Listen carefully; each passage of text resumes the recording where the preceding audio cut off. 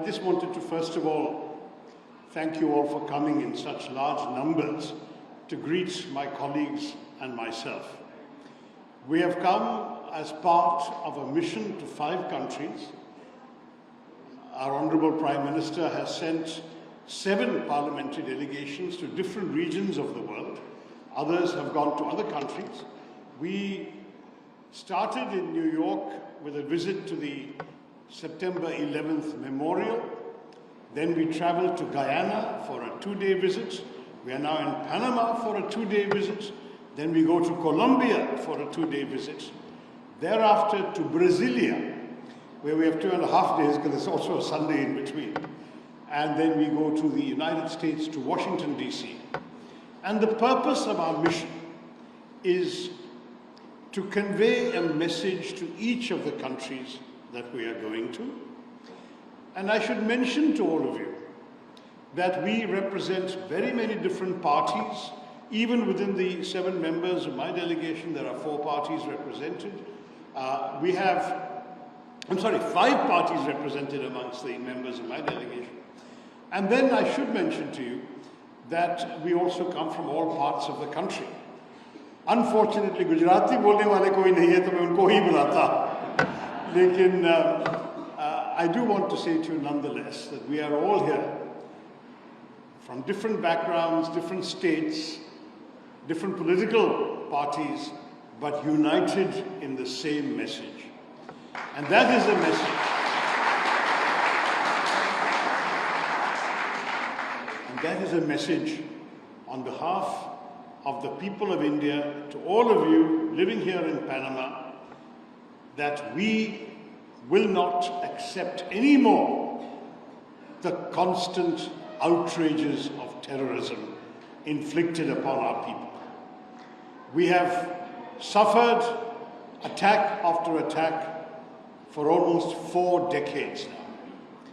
Going back from the first attacks in Kashmir in 1989 onwards, we have seen repeated outrages, civilian victims. Most of you will remember the horrors of Mumbai in 2008, what we call 26/11 because it happened on 26 November, but went on for 3 days, in which 170 people were killed.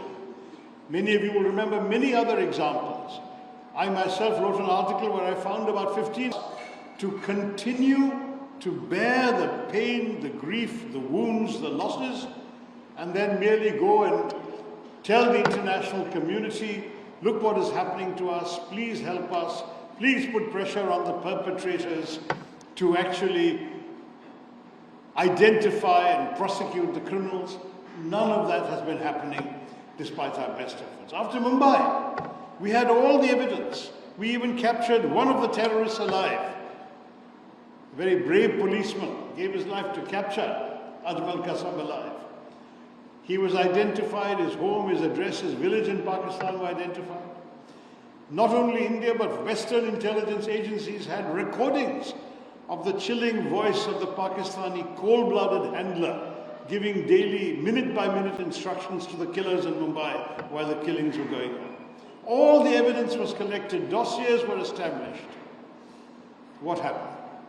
Has a single person behind this outrage been prosecuted, let alone convicted? The answer is no. Sadly, Pakistan has chosen a policy of enabling terror. And not just enabling, but creating terrorist establishments, financing them, training terrorists, equipping them.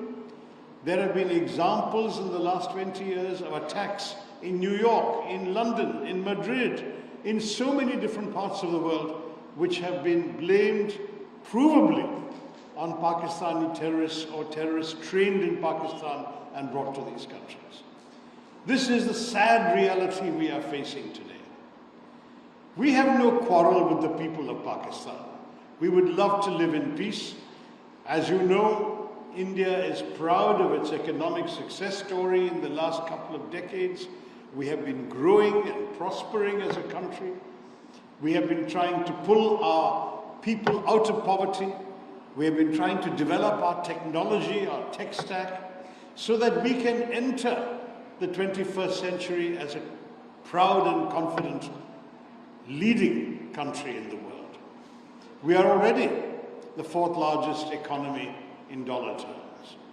By another 10 years or so, we should be even the third largest economy. We are already that in purchasing power parity terms. So we are a growing, prosperous country. We don't want to be distracted by wars, conflicts, and terror. We want to focus on growth, on prosperity, on a better life for our people. Unfortunately, our desire to just be left alone is not reciprocated by our friends on the other side of the border. They have chosen repeatedly to attack us because they believe that they want territory which they do not control, which we control, it is part of the sovereign borders of United India. And we are not going to give it to them, even if we have to pay the price that we have repeatedly been paying. But what has changed in recent years is that the terrorists have also realized they will have a price to pay. On that, let there be no doubt. When, for the first time, India breached the line of control between India and Pakistan to conduct a surgical strike on a terror base, a launch pad, the Uri strike in September 2015, that was already something we had not done before. Even during the Kargil war, we had not crossed the line of control. In Uri we did. Then came the attack in Pulwama in January 2019. This time we crossed not only the line of control, we crossed the international border and we struck a terrorist headquarters in Balakot. This time we have gone beyond both of those. We have not only gone beyond the line of control and the international border, we have struck at the Punjabi heartland of Pakistan by hitting terror bases, training centers, terror headquarters in 9 places in both in both Punjab and Pakistan occupied Kashmir. And let me say to you, this is going to be the new normal. Our Prime Minister has made it very clear. Operation Sindoor was necessary because these terrorists came and wiped the Sindoor off the foreheads of 26 women by depriving them of their husbands and their married lives. In fact, there were some women who cried out, "The terrorists kill me too." And they said, "No, go back, tell what happened to you." We heard their cries, and India decided that the color of the Sindoor, that vermilion color on the forehead of our women, will also match the color of the blood of the killers, the perpetrators, the attackers.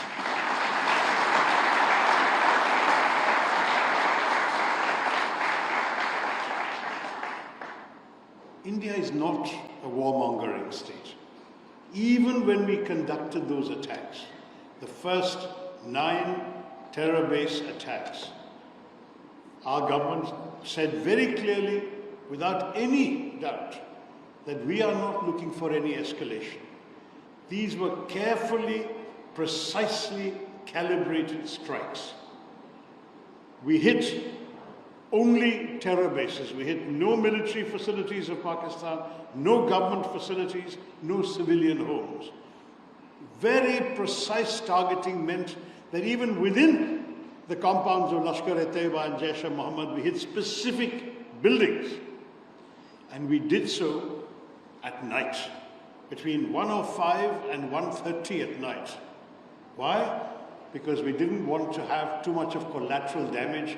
At a different time during the day, there might have been a lot of civilians around. We didn't want their lives to be hurt. Think how much thought has gone into this. We wanted to send a message, a very clear message. And the target was not all the people of Pakistan. It was not even the government of Pakistan. The target was only the terrorists and their enablers. Sadly, Pakistan chose to respond. They shelled indiscriminately, artillery shells flying across the border, Poonch, Rajouri.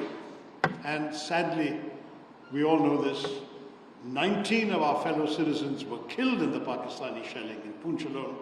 59 were hospitalized with grievous injuries. Where did the shells hit?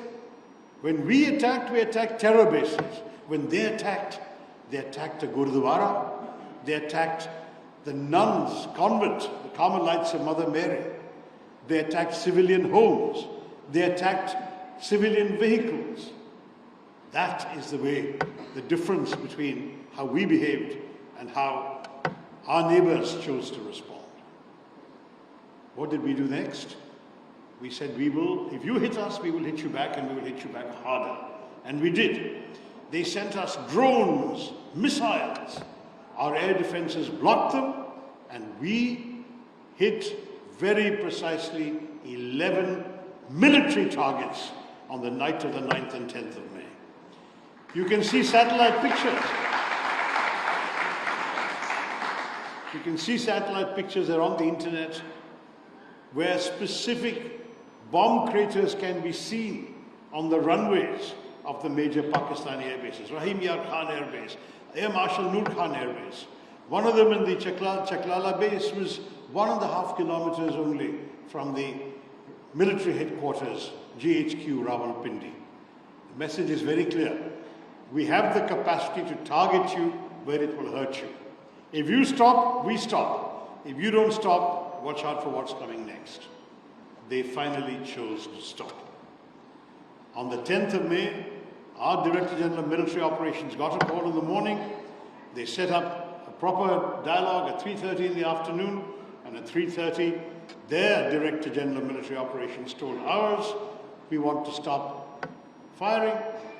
Our general said, of course, we didn't want to start the firing in any case. You are the one who has been attacking us. You stop, we stop. And at 5 p.m., a cessation of firing was inaugurated. That was now 2 weeks ago, a little more than 2 weeks ago, 2.5 weeks ago. And there is more or less calm on the border. This is why, at this time, our government has requested all of us to come and explain to government leaders in these countries, to parliamentarians, to opinion makers, and where possible to the diaspora, what our thinking was, why we did what we did, and to explain to you why we need your sympathetic understanding and support. And I'm very pleased to say that so far we have got it. In Guyana, we met the president, the vice president, who's himself the former president, the prime minister, a dozen members of the cabinet, the Speaker of the National Assembly, and they all told us unconditionally that they understand and they support India's fight against terrorism. Today, in Panama, we went to the National Assembly. We met the President, Dania Castañeda, and she gave us the same message. In fact, when we were parting at the end of the discussion, I presented on behalf of the people of India a Kashmiri shawl to her to remind her that it's from Kashmir that this tragedy started. And what did she say in reply? She gave me a symbol, a Panamanian warrior symbol. And she said, people of Panama, encourage all of you in India to fight like warriors against terrorism.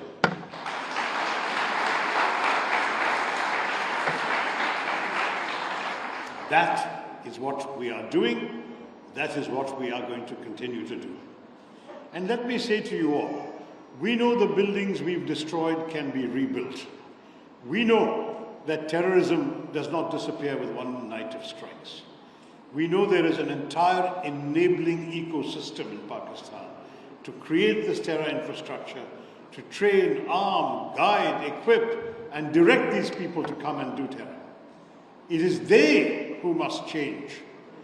We have seen even the United Nations Security Council said that it is not enough to bring the terrorists to justice, but those who finance them, those who direct them, must also be made accountable. We all know who those are. That is the military establishment of the deep state of Pakistan. And we say to you, understanding this means being prepared that this may happen again. But we are telling you in advance, if it happens again, be prepared for worse to happen to them. This is the message we are giving. We are explaining what happened. We are seeking sympathetic understanding, but we are saying we are not going to tolerate anymore. If it happens again, there will be worse to come. And that warning we give in advance so that people understand. I repeat, we do not want war. Our actions were not the first salvo intended for a long drawn-out conflict. We just want to be left alone. We want to grow, develop, look after the well-being of our people. We are saying to Pakistan and to the people who run that country, you leave us alone, we'll leave you alone. But you strike us, be prepared that we will strike back. That is the message. With those words, I want to thank you all once again, the people of Panama, for having come here. It is such a matter of pride for us to know that the Indian community has been in this country for so long, has done so well, has thrived in so many different ways, across many sectors of the Panamanian economy. And it gives me so much a pleasure that today you invited us to this beautiful temple you have built here. All of us, and by the way, we represent 3 different religions in our group, but we all came to the temple and we were happy to receive the blessings of the Lord.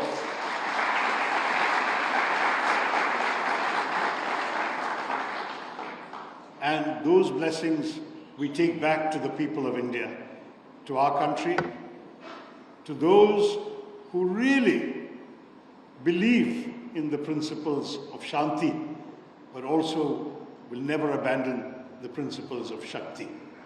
We will stay strong, stay with us. God bless you all. Jai Hind.